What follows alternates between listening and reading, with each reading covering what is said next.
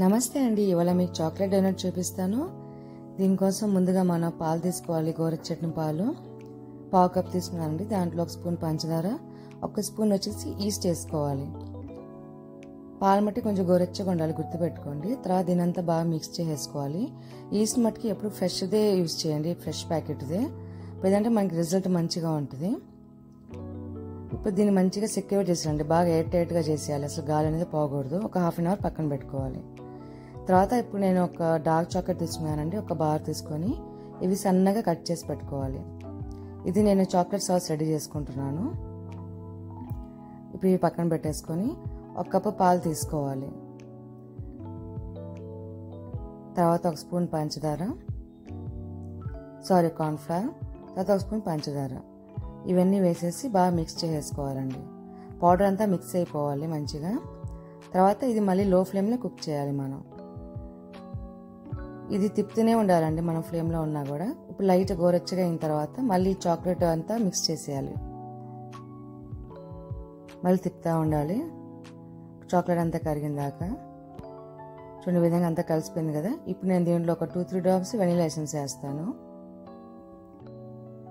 ఈ విధంగా చిక్కగా అయిపోవాలండి. ఇప్పుడు తీసి పక్కన పెట్టుకుందాం, కూల్ అవ్వాలి కాసేపు. తర్వాత ఇప్పుడు నేను బన్ కోసం వచ్చేసి 1½ కప్ వేసుకున్నానండి మైదా పిండి. దీంట్లో వచ్చేసి ఇప్పుడు ఒక 1 టేబుల్ స్పూన్ పంచదార, పావు టీ స్పూన్ వచ్చేసి ఉప్పు వేసుకున్నాను. తర్వాత పావు కప్ వచ్చేసి పెరుగు వేసుకున్నాను. ఇదంతా బాగా మిక్స్ చేసేయాలి. ఈ విధంగా అంతా మిక్స్ అయిపోయిన తర్వాత మనం ఈస్ట్ పెట్టాం కదండి, ఆ ఈస్ట్ కూడా కలిపేసుకోవాలి. బాగా ఫర్మేట్ అయింది ఈస్ట్ అంతా. తర్వాత వెనిలా ఎసెన్స్ వచ్చేసి ఒక పావు స్పూన్ వేసుకోవాలి. ఇది బాగా మిక్స్ చేసేసుకోవాలండి. తర్వాత ఇప్పుడు నేను దీంట్లో ఒక 50 గ్రామ్ వచ్చేసి బటర్ వేసుకుంటున్నాను.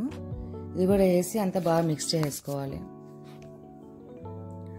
ఈ పిండి అంతా అయిపోయిన తర్వాత బాగా ఒక 5 మినిట్స్ ఇట్లా బాగా బీట్ చేయాలండి పిండి అంతా. ఈ విధంగా పిండిని ఇట్లా కొడతా ఉంటే కొంచెం మనకి ఫ్లఫీనెస్ వస్తుంది లోపల బాగా. ఇప్పుడు దీన్ని ఒక 1 అవర్ దాకా అస్సలు కదిలీకుండా ఇట్లా ఎయిర్ టైట్గా చేసేయాలండి, అసలు గాలి అనేది పోకుండా. ఒక 1 అవర్ ఉంచాలి ఇట్లా. ఇప్పుడు చూడండి 1 అవర్ అయింది. చాలా ఫ్లఫీనెస్గా వచ్చింది చూడండి పిండి అంతా. కొంచెం ఇది అతుక్కుంటుంది కాబట్టి నేను మళ్ళీ కొంచెం పిండి వేసుకొని అడ్జస్ట్ చేసుకుంటున్నాను అండి మైదా పిండితోటి. ఇది ఏంటంటే సాఫ్ట్గా ఉండాలి, కానీ మన చేతికి అతుక్కోకూడదు. కరెక్ట్గా ఆ విధంగా ఉండాలి పిండి అనేది. మళ్ళీ మీరు కొంచెం పిండి వేసుకొని అడ్జస్ట్ చేసుకోవచ్చు. మళ్ళీ ఇప్పుడు బాగా కలిపేసుకోవాలి. తర్వాత ఈ పిండి అంతా ఒక దగ్గరికి రానిచ్చి ఇట్లా ఫ్లాట్గా చేసేయాలి, ఒకే షేప్ లాగా అంతా. ఇప్పుడు ఏంటంటే మనం దీన్ని బన్ లాగా కట్ చేసుకోవాలి. నాకు ఇప్పుడు ఈ పిండికి 6 వస్తాయండి బన్స్. ఈ విధంగా కట్ చేసుకోవాలి. తర్వాత ఇప్పుడు ఒక పీస్ తీసుకొని ఈ విధంగా లోపల నుంచి ఇట్లా తీస్తూ ఉండాలండి పిండి. అంటే ఇట్లా ఫోల్డింగ్ లాగా చేయాలి, లోపల నుంచి బయటకి ఇట్లా ఈ విధంగా రౌండ్ చేసేయాలి. ఇప్పుడు పర్ఫెక్ట్ షేప్ వస్తుంది మనకి బన్కి. లోపల ఫ్లఫీనెస్ వస్తుంది మంచిగా. తర్వాత ఎంత సెట్ అయిపోయిన తర్వాత లాస్ట్లో అన్ని బండ్లు పైన వత్తాలి, ఫ్లాట్ చేయాలి లైట్గా. తర్వాత తడిగుడ్డ వేసి ఒక ½ అన్ అవర్ పక్కన పెట్టేయాలండి. ఒక ½ అన్ అవర్ ఉంచాలి.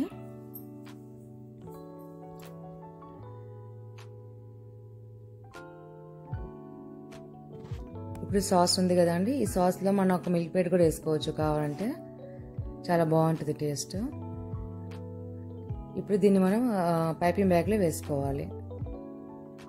గ్లాస్లో ఇట్లా పైపింగ్ బ్యాగ్ పెట్టేసి మీరు వేసుకుంటే మంచిగా హోల్డ్ అవుతుంది సాస్ అనేది.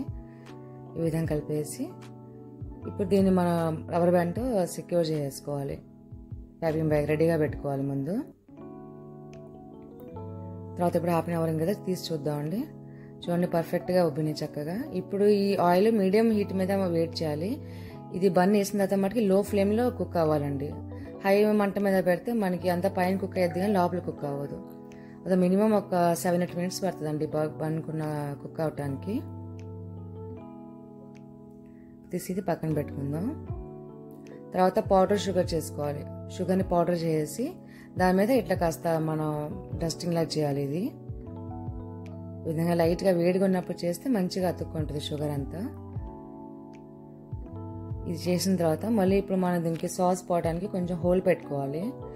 హోల్ ఇట్లా పెట్టేసి మధ్య కొంచెం లైట్గా చుట్టూ అంతా గ్యాప్ లాగా చేయండి. లోపలంతా మనకి సాస్ అంతా ఫిల్ అవ్వాలి కదా. తర్వాత పైపింగ్ బ్యాగ్ ఇట్లా కట్ చేసి ఇందాకట్లాగా. ఇప్పుడు దీంట్లో మనం సాస్ అనేది ఫిల్ చేసుకోవాలి.